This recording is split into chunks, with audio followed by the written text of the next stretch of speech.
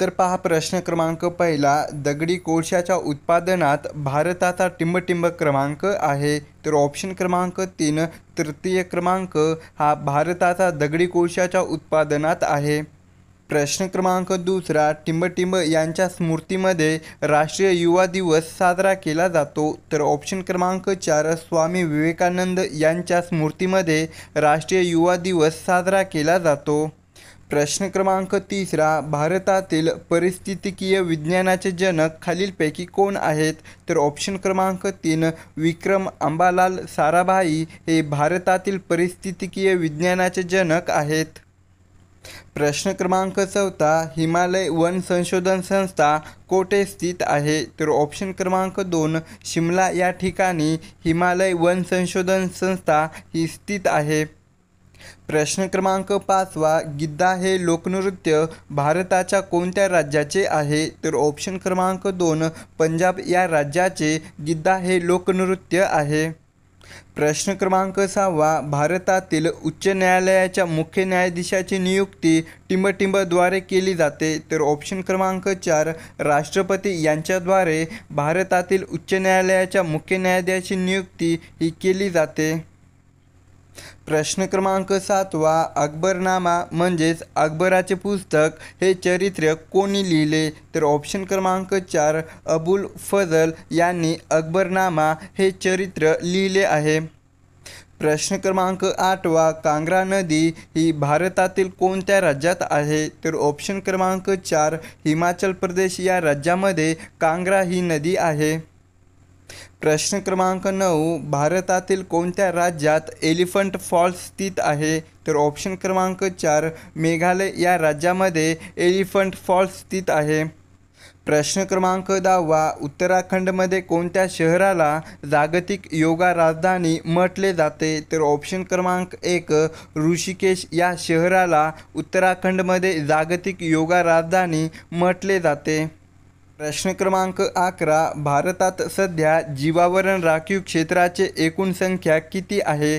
तर ऑप्शन क्रमांक 2 18 जीवावरण राखीव क्षेत्राची संख्या ही भारतात सध्या आहे.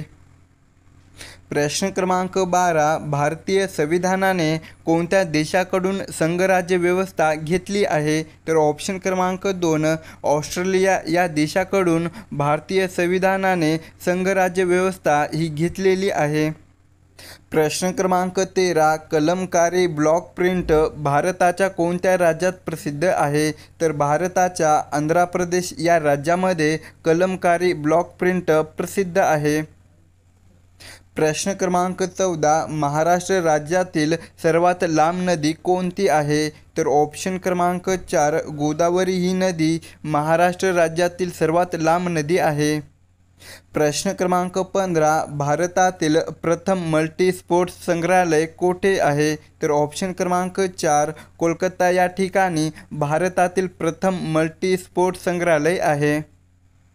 प्रश्न क्रमांक 16, जागतिक व्याघ्र दिन म्हणून दरवर्षी टिंबटिंब रोजी जगभर साजरा केला जातो. तर ऑप्शन क्रमांक 2 29 जुलै रोजी जागतिक व्याघ्र दिन म्हणून दरवर्षी जगभर साजरा केला जातो.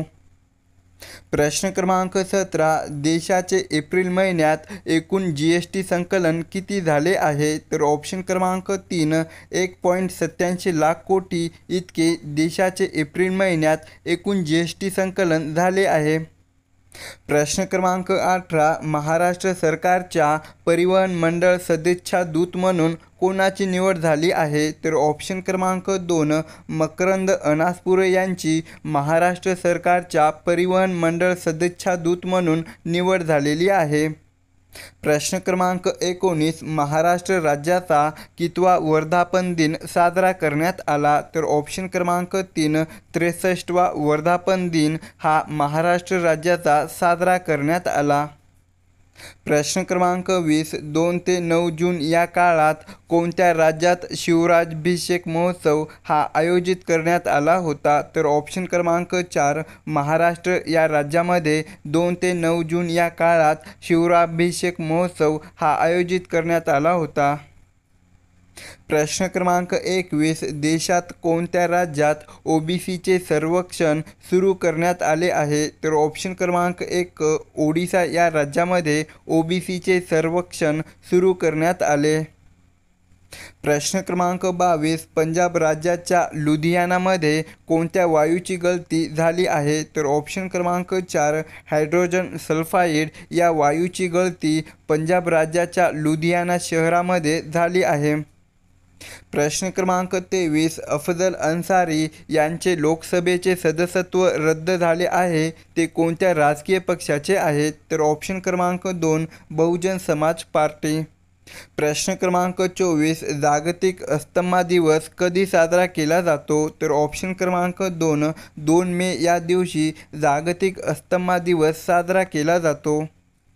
प्रश्न क्रमांक 25, संयुक्त राष्ट्रांनी टिंबटिंब हे वर्ष आंतरराष्ट्रीय बादारी वर्ष म्हणून घोषित केले आहे. तर ऑप्शन क्रमांक 2, 2023 हे वर्ष संयुक्त राष्ट्रांनी आंतरराष्ट्रीय बादारी वर्ष म्हणून घोषित केले आहे.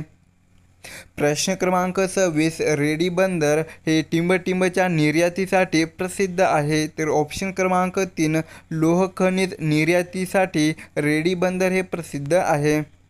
प्रश्न क्रमांक 27, धर्माची तत्त्वे प्रकट करणाऱ्यास जैन धर्मास टिंबटिंब असे म्हणतात.